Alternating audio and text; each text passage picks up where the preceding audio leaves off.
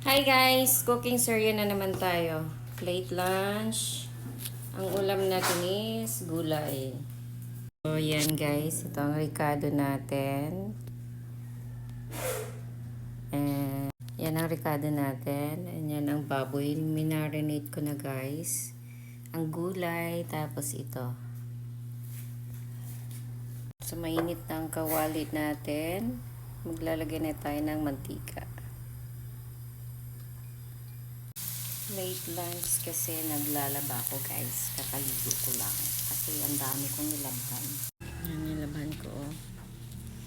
Tapos mga suit, gowns. Dami pang natira. Tapos ayan na nga, nasunog na. Kamatis.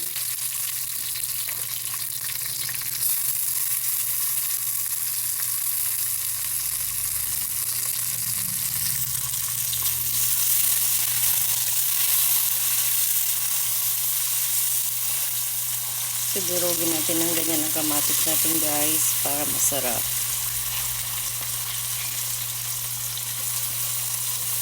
Good for the heart ang kamatis.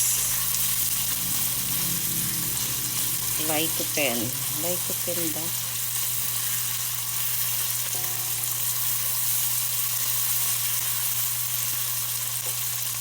Then, ilalagay na natin ang ating minarinate na baboy.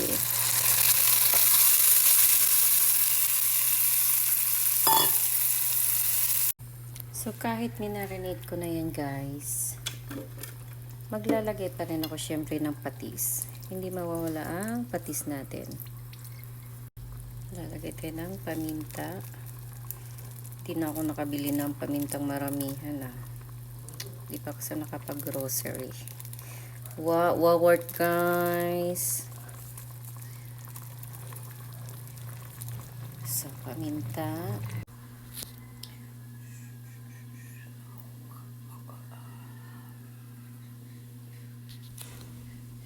Sayawan muna natin kasi niluluto pa natin ang ating baboy. So, yun na siya guys. Ilalagay natin ang ating secret na pork cubes. Ilalagay na natin ang ating gulay para masabay ng luto. And ilalagay na natin ang ating oyster sauce. Lagay ng toyo.